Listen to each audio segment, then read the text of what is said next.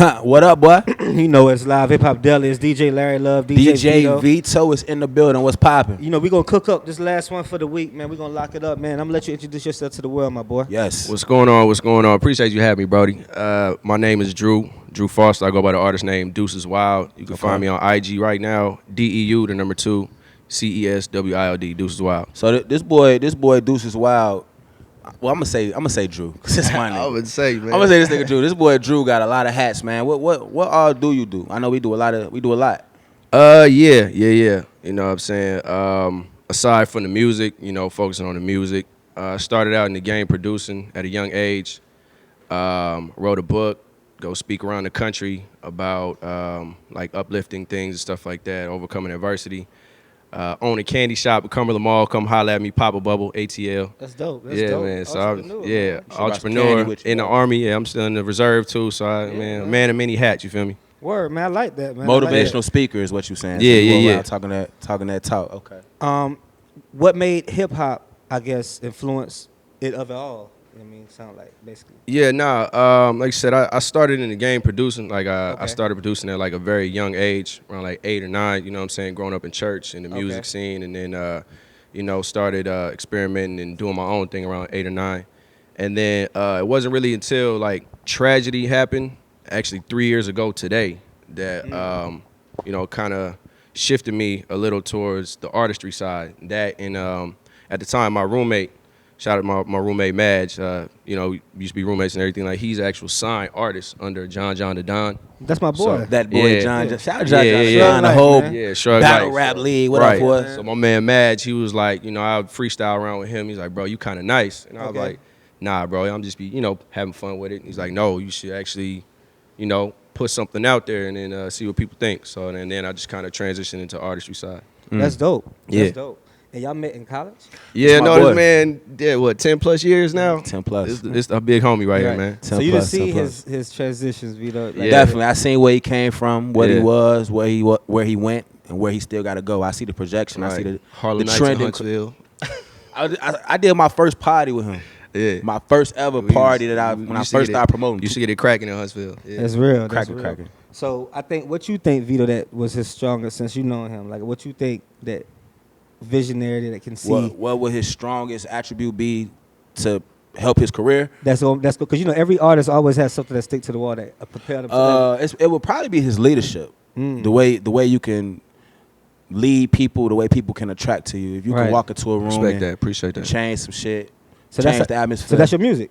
Yeah, I mean, you know, I'm from the West Coast. I grew up on the West Coast, and then, you know, I've been a lot of places throughout the military stuff. Me being here in Atlanta, there's definitely different sounds everywhere. Okay. So, you know, me being in a lot of places, I kind of have my own unique sound. Like I said, not all the way West Coast, but not all the way Atlanta. You know, I just do my own thing. Just my sound. You know, I try to give something positive. I try to give a message. I don't like to just get on there and bullshit. You know, can I cuss? My bad. Yeah. This is not nobody from school. So I don't get on there and bullshit around. You know, you got those records that you want people to turn up to, but for the most part, you know, I'm more of a guy. I'm more lyrical. You know what I'm saying? That's real. How long you been rapping though? Rapping, playing around with it since I was a kid. You know, you freestyle in lunchrooms and stuff like that. Yeah, but actually taking it serious now, probably about like 3 years. Okay. Yeah. And this most recent project, which was? I dropped the solo EP earlier this year, Reanimation. That's available on all streaming platforms. That's actually dope doing project really well. To be your first. Though. Appreciate it. Yeah. How was it? It's doing real well. Okay. And then I got another one. It's gonna be this month. Let's push it back a little bit. It's called Can You Hear Me? So the second EP coming, the single Bucket is already out for that one. So it's gonna be coming soon. So what influenced you? What's the influence? Because you seem like you've been in a lot of places. Was you influenced by the Outkast days? Was you in the West Coast influenced by the Snoop Dogg, Tupac days? Like, was it? What influenced you? Yeah. I relate a lot to that J. Cole middle child. You know, he talks about he's in the middle, like 2 generations. Because you look at the culture and the way music is kind of transformed over the years. It's like we grew up on the Outkast and you know what I'm saying, on the West Coast and all that stuff, and then in the game and the Kendrick and Snoop and all that stuff, the Keek the Sneak, E40, you know what I'm saying. But now you look at people who's hot, like, you know, the Gunners, the Lil Babies, and, you know, Futures, Young Thugs, all that stuff. Like, the culture has shifted. So totally, you know, I definitely I respect everybody because it's definitely artistry. It's a craft to it. You know what I mean? So it's everybody expressing themselves. So That's real. I just feed off that vibe, man. Yeah, that's real. I know you said you're an author. Yeah. What's the name of your book? The name of the book is Life Wounds: The Scars They Don't See. Okay. And let that marinate. Let it sit for you for a bit. Let that marinate. Yeah. Yeah. So it stems around, it circles around the accident. Like I said, it happened 3 years ago today. We'll get in detail about that, but it talks on the accident and the physical trauma that I had to go in, but also the spiritual, mental, emotional, you know what I'm saying, all those other scars we carry with us that a lot of people don't see from the outside looking in. So, you know, I use some of my own real life experiences. PTSD. Yeah, PTSD, depression, real. anxiety, like all the stuff that we go through. People don't understand there's different levels of that. Absolutely. Like, you know, it ain't always got to be somebody that was in the military or shot. Like, because I got a lot of military folks in my family. Right. And they do really struggle. Their level of PTSD is to a whole different level. Yeah. But you also have the minor PTSD. Like, the kid could have seen him always get his mama get their ass whipped. Absolutely, yeah. Could have seen their daddy always doing something, or they older, like whatever. They could have seen traumatic moments as a kid. Right. Till they grow up. So like I said, everybody got a story to tell. Exactly. You know what I'm saying? And I think that's a life in our culture. Like black people, like they say, I gotta listen to Wale Project, but I guess Wale kind of hinted. You know, his album came out I know. Friday. Yeah. I gotta check that out. Crazy as it sounds. What's it called? Something crazy something. Wale album that just came out. Something. I'm sure it's good though. Yeah. I listened to it a little bit. I'm not gonna cap like it's the best album. So everybody I ain't heard it yet. So you saying J. Cole? Oh yeah. I mean, he got the number one single in the world. I mean, in the country right now. Oh, with the Chill. That's a hit. I can't take nothing from him. Yeah. You know what I'm saying? That is a hit though. But I was looking at his Breakfast Club interview a little bit yesterday, and one thing Wale said, like people forget, like every time he put out an album, he either got something platinum or gold. Wow, that's crazy. Every time. That is.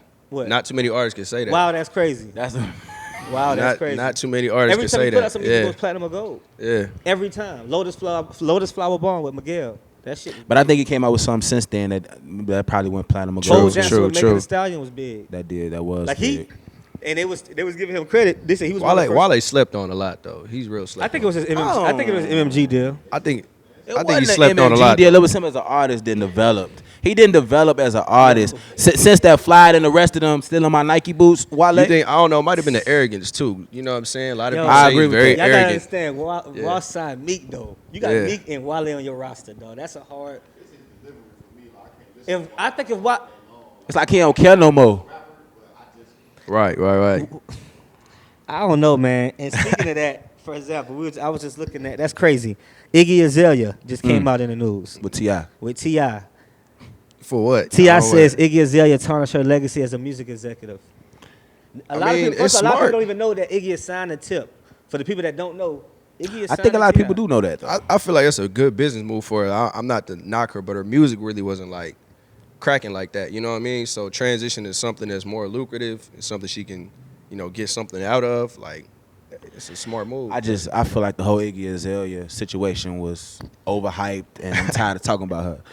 Yeah, moving on. I'm just tired of talking about that. You think it was time to talk about Iggy? I mean, Iggy had a movement. She fine though. She was the first. Good. That was our first Cardi B for real. She just couldn't really catch the. I mean, she was a Dominican. Ain't she white? She's like Australian or something like Australia? this. She's like Australian. Oh, she Australian. Oh yeah, that ain't letting. Well, with your project, man, with the project, I know she almost looked like Cardi a little bit right there. That's crazy. She fine. But I know with your project, I know you worked with a lot of different producers on the project that you just dropped. Yeah. Those some of the producers out there, man. Because I know you recorded some of them in my studio. Yeah. Shout out to Artist Chamber, but also shout out to Dope Year Recordings, Jacob Waddy G. You know what I'm saying? Between you both, y'all mixed and engineered the whole thing.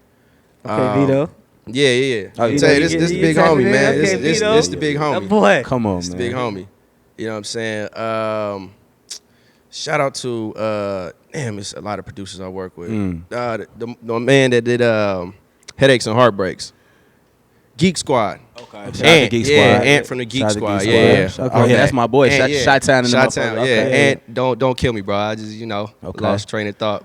Yeah, man. Shout out to all the producers. You know what I'm saying? Like me, I kind of fell off with the producing a little bit, so I wanted to work with people that I've messed with before in the past, or worked with before in the past, or I know can really get busy. So It's important having that. Right. You know, try to put them on like everything. Even my shout out to my bros at Fly Life. You know, I rock their brand. I like how you got that. Yeah. I like that. My Fly Life. You know what I'm saying? Trav, B. Q, C King, the whole Fly Life fam. You know what I'm saying? That's based out of Atlanta. No. Well, Trav is, but you know they're all from different parts. But yeah, like I try to put people on. You know what I'm saying? Okay. I feel like everybody can eat. So you know, I try to put producers on. I try to put people different clothing lines on. Like I just did a song with my homie King Mo Carolina called "Beat the Odds." It just dropped last week. So, okay, that's real. Yeah, so you got a catalog? Yeah, no, I definitely got a catalog. I did a for the book last year. A lot of people don't know. I did a soundtrack for the book. Instead of the book dropped last year. Instead of doing like a just speaking version of it, I did a soundtrack. So each chapter has a song to go with it, where I'm basically like rapping about the content of the chapter. You get paid to speak? Oh yeah. Like I've been around the country. Just up in Cincinnati not too long ago. Okay. Been to A&M, a couple places here locally in Georgia, Kansas City, Delaware. Like I've been all around the country. That's dope, man. And I think having a story to tell is always a real thing. You Absolutely. know what I'm saying? Always. When you can get paid for having a story to tell, it's a different level. Right. You know what I'm saying? So that what actually happened was, like I said, today's the 3rd year anniversary. This guy that was he was drunk and texting. He just, you know, lost control, swerved on the sidewalk and like ran me over, like me physically. Damn. A lot of people think like people think, oh, you got hit in the car. Like, no, he hit my body. So, you know, 2 brain surgeries and 2 pretty much knee replacements and, you know, physical therapy. Yeah, so the EP reanimation. You here for a reason. Yeah, the EP reanimation was pretty much me kind of like the being recreated phase, you know what I'm saying? After all that was my solo project. Is like, you know, that's behind me now. I'm a reanimated person. Damn, that's real, man. For sure. But we definitely looking for that story to tell, man. Absolutely. You know that's real. That's real, man. And I remember that day like yesterday too, though. For real, yeah. That's real. It changed you though. It really did change you as a person. It seemed like it changed you. Maybe more hungry. Creatively. Yeah. Also, as well as, you know, physically, mentally, emotionally, spiritually. Yeah. Creatively, it changed you to a better person. It made me more hungry though. Definitely made me more hungry. Like I said, it just got off the sidelines. You know what I'm saying? Put the plan in motion. Okay. That's real. Drop your social media, your Instagram. Yeah. Again, my name is Drew Foster. You can find me on social media at Deuces Wild, DEU, the number 2, CESWILD. Yeah. Appreciate y'all having me. All right, man. Live Hip Hop. It's another week, goddammit. It's another week, man. And before we get, so what's your input? I got one question to ask you. Craziest shit that happened this week. All right. Tekashi 6ix9ine, $10 million deal when he get out of jail. The industry's puppet. Yeah. To the industry's paid made man. He's a made man now. I don't know if you know what the mafia terms is, but he's a made man to the hip hop industry. He is made. He a mark man too. Like, you know. So they gonna try to kill him for a long time. Nah, he's a made man, bro. You can't. No. Use that 10 mil. He's not gonna die no time soon. You better use that 10 mil. Hire some security. He's getting paid $10 million for whatever. You know what I'm saying? For snitching. But and like I got at my last interview, like the label created him. Like people gonna say this true. was a regular kid. The label wanted to. They It's puppet true. you know what a lot of niggas walk away from. He took the potion, nigga. He got created by the label. Yeah. He got all this racketeering and all this. Like I said, Bobby Shmurda not getting $1 when he get out of jail. Nope. If he gets out. You know what I'm saying? Bobby Shmurda got the same exact kind of concept. So, but Bobby Shmurda's not singing though. Like he's not singing. No, what I'm saying is, but he's not getting paid. No, that's you know true. What I'm saying? Bobby Shmurda's not getting paid. That's true. For getting out of jail, and he didn't tell on anything. But the only reason he didn't get out is because he didn't snitch. But what I'm saying is, it's what the label and the industry does for him. I see what you're saying. He wouldn't have got no money if he snitched, didn't snitch, whatever. I see what you're saying. He's a made man. Yeah. You know what I'm saying? Yeah. So what's your input about that situation? Tekashi situation? Getting $10 million, getting out of jail, I got to do 2 albums or some shit. And would you do a song Man, would you do a song with? if he came and said, I wouldn't. shit, I'm sorry. would. I wouldn't do it. I couldn't do it, man. I mean, there's certain things like I'm learning in this game. Hold on. So what you mean? I'm learning this game. Your reputation is everything. I agree. Your reputation is everything. So it's like you wouldn't. All right. So if I get like I do a song with him, I get a short-term bag, but in the long run, I'm not rocking with him no more. Because if this dude to do a song with Tekashi, like nah, I can't rock with him no more. I don't know. I wouldn't do it. I don't know. I wouldn't do it. It's both sides. It's 2 sides to it because I get the benefits of it. I see that. But you don't want that short term. Nah, yeah. bag for that long Nope, term. not at all. I couldn't trade that. Yeah, that's real. Reputation is everything. I was about to say some shit that'd probably be a fucking hit. Hey, just say it. What if Ja Rule and him did a song together? Ja Rule probably be on. It'd be like clickbait, bro. That's all it would be. We want to hear Ja Rule and like they called us snitches. They called us a snitch. And it probably go number one too. It probably would just off streams. Yeah, just off the strength of it. Yeah. We're gonna get out of here, man. Live Hip Hop Daily. Appreciate y'all having me, man. DJ Vito, DJ Larry Love, man. The name time between time. We out of here.